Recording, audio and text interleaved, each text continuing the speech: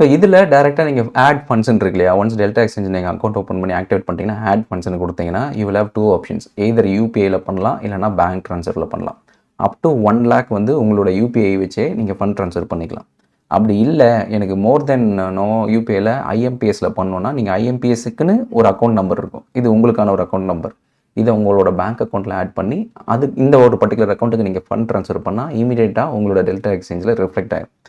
இல்லை நான் மோர் தென் 5 lakhs transfer பண்ண விரும்புகிறேன்னா அப்போ நீங்கள் என்இஎஃப்டின்னு ஒரு ஆப்ஷன் இருக்குது. அந்த என்இஎஃப்டிக்கு டிஃப்ரெண்ட் அக்கௌண்ட் நம்பர், ஐஎம்பிஎஸ்க்கு டிஃப்ரெண்ட் அக்கௌண்ட் நம்பர், என்இஎஃப்டிக்கு டிஃப்ரெண்ட் அக்கௌண்ட் நம்பர்.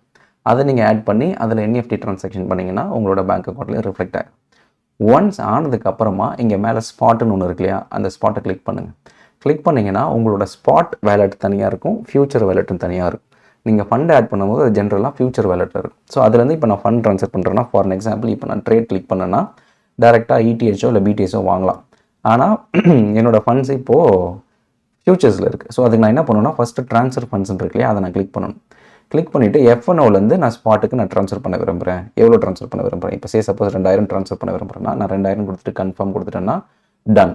ஸோ இமீடியட்டாக உங்களோட ஃபண்டு ஸ்பாட்டுக்கு வந்துடும். இப்போ நான் ஈஸியாக பிடிசியோ இல்லை இடிஹெச்சோ வாங்கலாம். இப்போ நான் பிடிசி வாங்க போகிறேன்னா ஃபார் எக்ஸாம்பிள் ஒரு 700 rupeesக்கு வாங்குறேன் அப்படின்னா நான் 700 rupeesன்னு போட்டேன்னா எவ்வளோ அமௌண்ட் ஆஃப் பிடிசி இங்கே வரும் அப்படின்னு இதில் காமிக்கும்.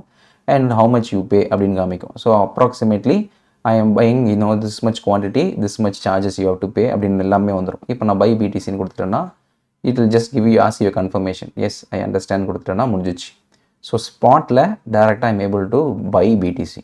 ஸோ இப்போ இடிஹெச்னு வச்சுப்போமே. ஸோ இப்போ இடிஹெச் நான் ஒரு 1000 ரூபாய்க்கு வாங்க விரும்புகிறேன்னா 1000 rupeesன்னு கொடுத்துட்டேன்னா 0.004 ETH you are going to buy. அதுக்கு நான் ஓவராலாக 800 rupees. ஸோ அது ரவுண்ட் ஆஃப் பண்ணிடும். ஸோ ரவுண்ட் ஆஃப் பண்ணிங்கன்னா ஆல்மோஸ்ட் 800 rupees கிட்ட உங்களுக்கு போகுது. ஸோ நான் பை இப்போ ETH அப்படின்னு கொடுத்துட்டேன்னா done. So order submitted, order filled, it will get executed, your order is complete அப்படின்னு வந்துடும். ஸோ இப்போது இதுக்கு நான் சார்ஜஸாக அப்படின்னு பார்த்தீங்கன்னா வெரி வெரி மினிமல். ஸோ இதே டிரான்சாக்ஷனை எனக்கு சார்ஜஸாக போகும்போது வெறும் 0.1% தான். ஸோ அப்படி இருக்கும்போது நான் ஒரு 1000 ரூபாய்க்கு வாங்குறேன்னா என்னோடய ஓவரால் சார்ஜஸே ₹1 தான் இருக்க போகுது.